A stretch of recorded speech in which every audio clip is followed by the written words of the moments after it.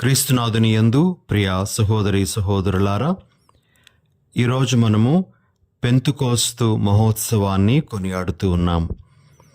ఈ సందర్భంగా అందరికీ పెంతుకోస్తు మహోత్సవ శుభాకాంక్షలు తెలియజేస్తూ, మరి ఈ రోజును మనము శ్రీసభ ఆవిర్భావ దినంగా కూడా కొనియాడుతూ ఉండగా, సంఘము పుట్టిన దినోత్సవాన్ని మనం కొనియాడుతూ ఒకరికొకరము పుట్టినరోజు శుభాకాంక్షలు కూడా విశ్వాసులంగా మనము తెలియజేసుకుందాం.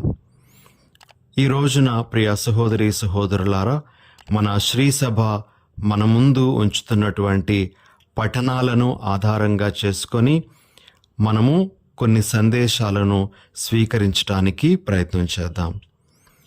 మొదటి పఠనము అపోస్తుల కార్యములు 2వ అధ్యాయము 1వ వచనము నుండి 11వ వచనము వరకు తీసుకోబడింది. మరి ఈ పఠనంలో మనము అపోస్తులుల మీదకు పవిత్రాత్మ బలమైన గాలి వలె, అదేవిధంగా అగ్ని నాలుకల వలె వేం చేసి వచ్చినటువంటి ఆ ఘట్టాన్ని మనము ఆలకిస్తాం. మరి పవిత్రాత్మ అపోస్తులుల మీదకు వేం చేసి వచ్చినప్పుడు వారిలో కలిగినటువంటి మార్పును మొట్టమొదటిగా మనము ధ్యానించడానికి ప్రయత్నం చేద్దాం. అపోస్తుల కార్యములు 2వ అధ్యాయాన్ని పూర్తిగా మనము చదివినట్లయితే అక్కడ మనకి 3 ముఖ్యమైనటువంటి మార్పులు అనేటువంటివి గమనించగలం. ఇంకా ఎన్నో మార్పులు ఉన్నాయి. అయినప్పటికీ కూడా మనము అపోస్తులలో కలిగినటువంటి 3 ముఖ్యమైనటువంటి ఆ మార్పులను గురించి మనము ధ్యానించుదాం.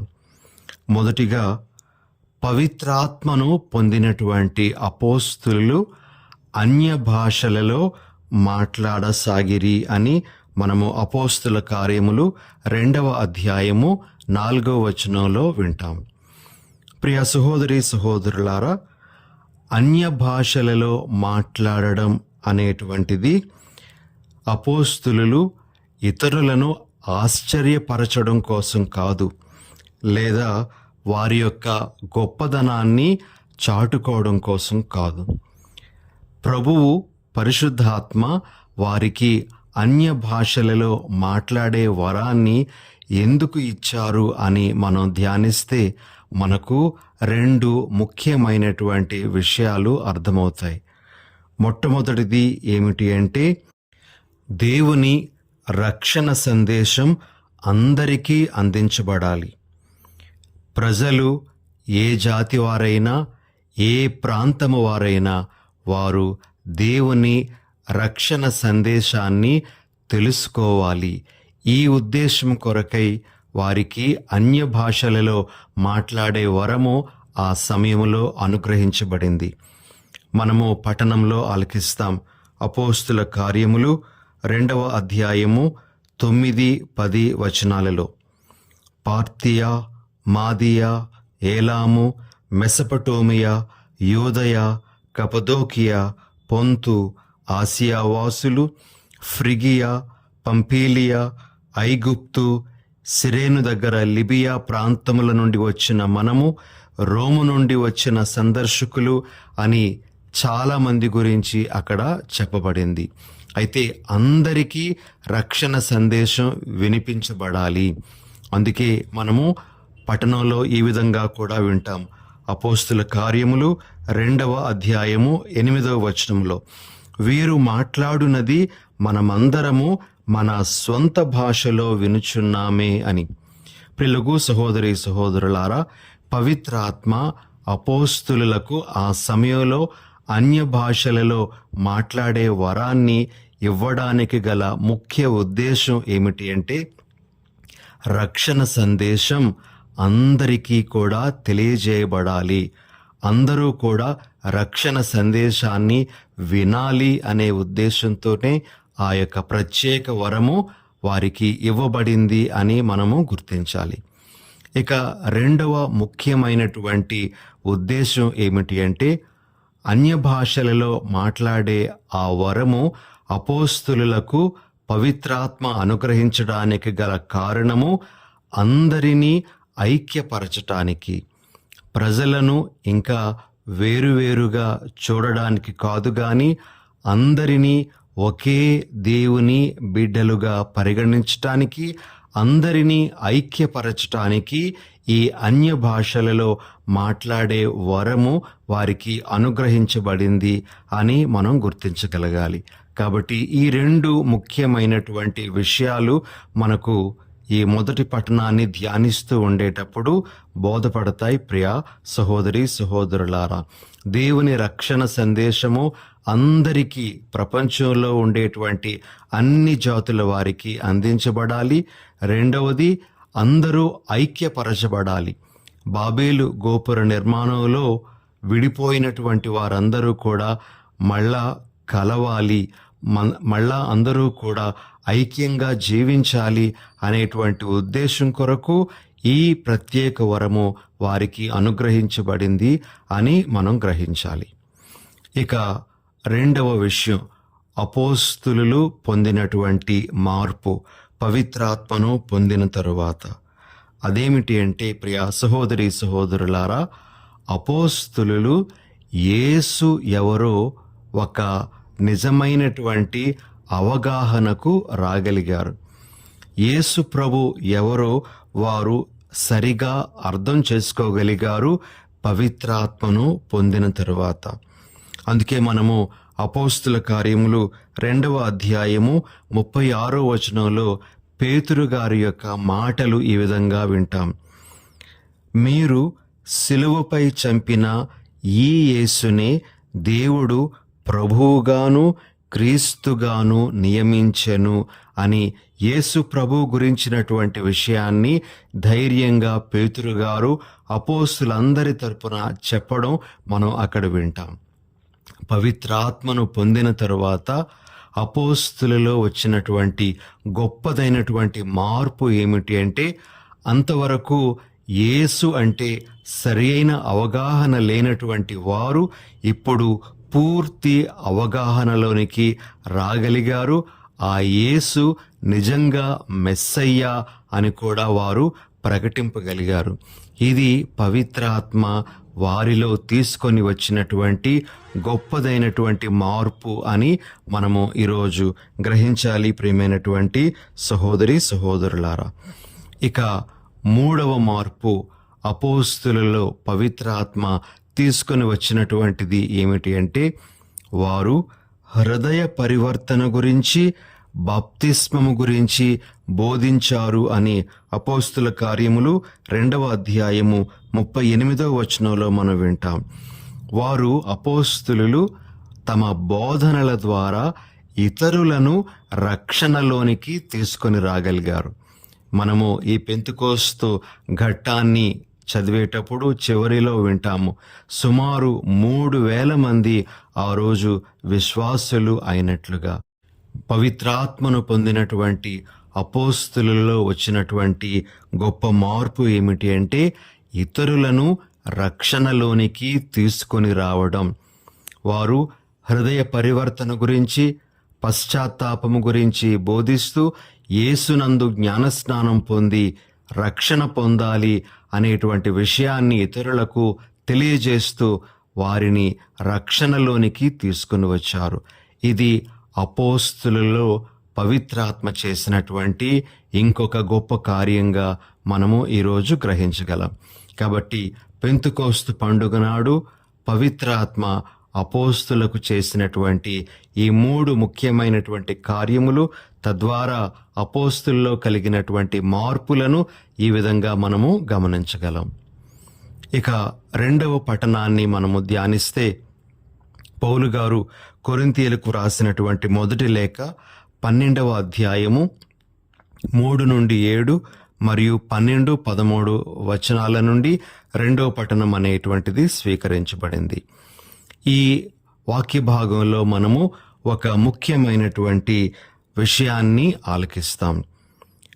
కొరింథీయులకు రాసిన మొదటి లేఖ 12వ అధ్యాయము 7వ వచనం.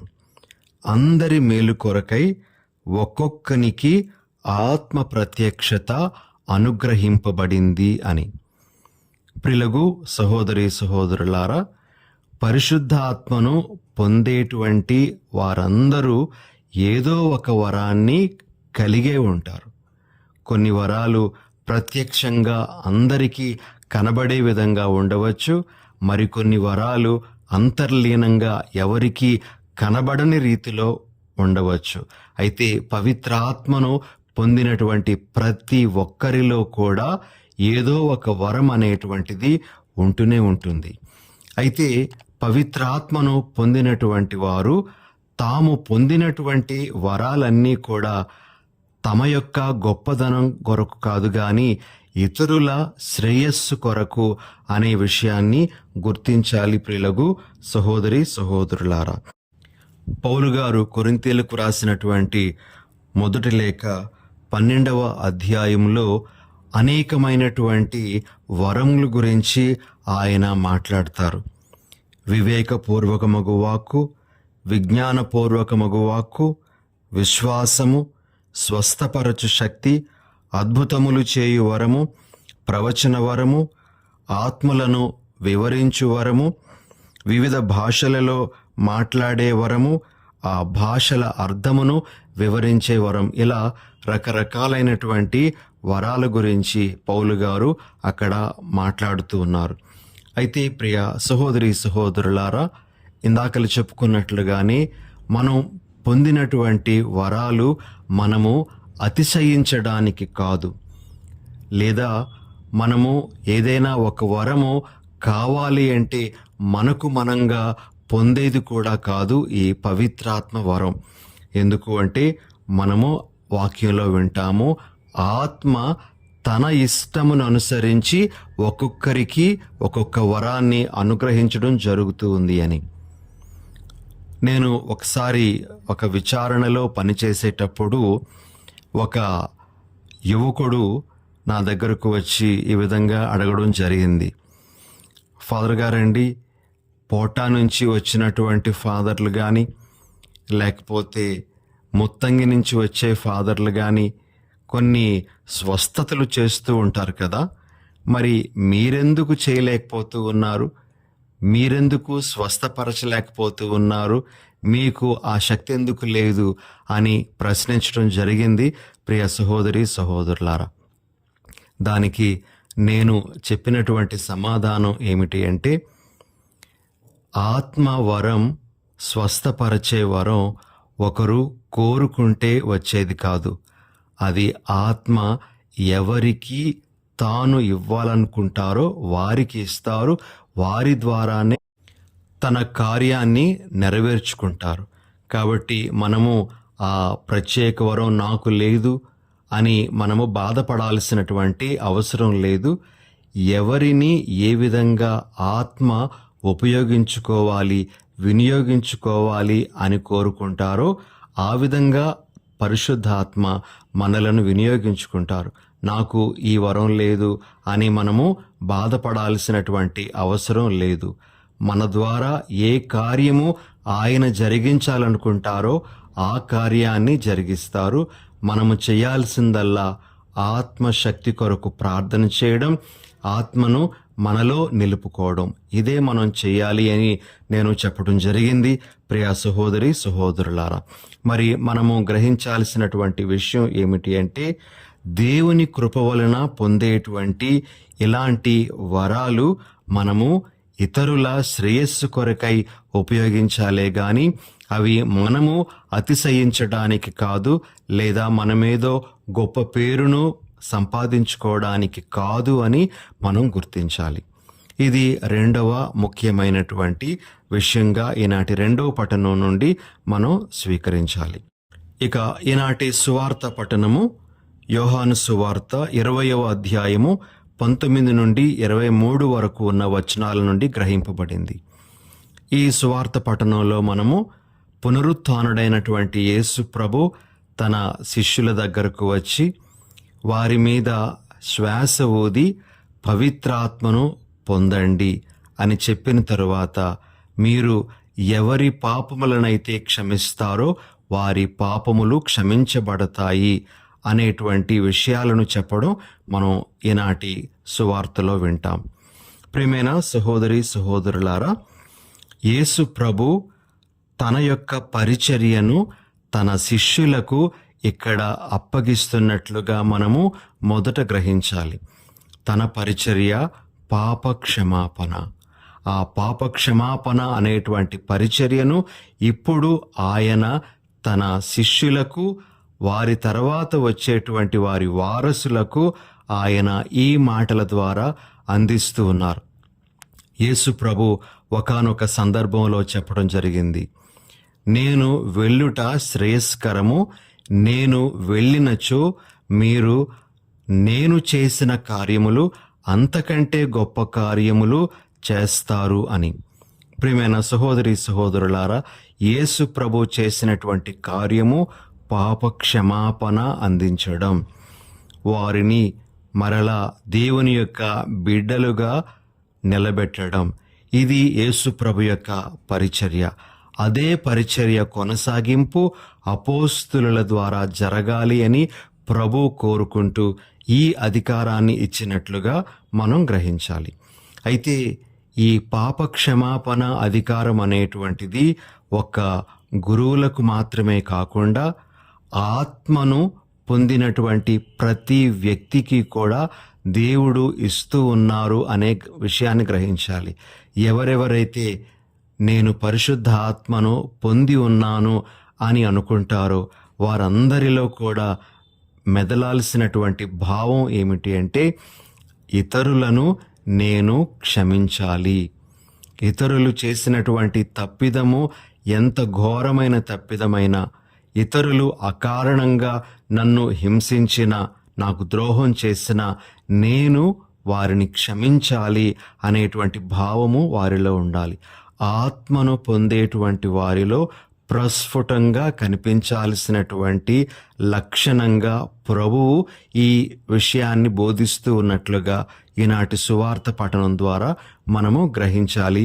ప్రియ సహోదరి సహోదరులారా, ఏ వ్యక్తి అయితే క్షమించలేడో, ఏ వ్యక్తి అయితే క్షమించడానికి ఇష్టపడడో ఆ వ్యక్తికి ఆత్మశక్తి అనేటువంటిది ఉందా లేదా అనేది ఆ వ్యక్తి మరి ఆలోచించుకోవలసినటువంటి విషయంగా ఈరోజు ప్రభు మన ముందు ఈ సందేశాన్ని ఉంచుతూ ఉన్నారు. కాబట్టి నిజంగా ఆత్మ శక్తితో నింపబడిన వ్యక్తి, ఆత్మతో నింపబడిన వ్యక్తి ఇతరులను క్షమించేటువంటి ఆ వరాన్ని పొంది ఉంటాడు. ఆ వరాన్ని అతడు వినియోగించుకోవాలి అని కూడా ప్రభు ఈరోజు మనకు తెలియజేస్తూ ఉన్నారు. మరి ఇలాంటి సందేశాలను ఈనాటి పఠనాల ద్వారా ప్రభు మనకు తెలియజేస్తూ ఉండగా, ఈ సందేశాలను మన మనసుల్లో పెట్టుకొని పరిశుద్ధ ఆత్మను మనము మన హృదయాలలోనికి మరొక్కసారి ఆహ్వానించుకుంటూ ఆ ఆత్మశక్తితో మన జీవితాలను కొనసాగించడానికి ప్రయత్నం చేద్దాం. ప్రార్థన చేసుకుందాం. దయగల ప్రభువా, ప్రేమగల మా తండ్రి, అలనాడు అపోస్తులుల మీదకు మీరు పవిత్ర ఆత్మను పంపినట్లుగా ఈనాడు మరొక పర్యాయము నూతనంగా మాలోనికి మీ ఆత్మను అనుగ్రహించండి, మీ ఆత్మను పంపించండి. ఆత్మతో నింపబడినటువంటి మేము ఆత్మ మాలో తీసుకొని వచ్చినటువంటి మార్పులకు అనుగుణంగా జీవించే వరం మాకివ్వండి.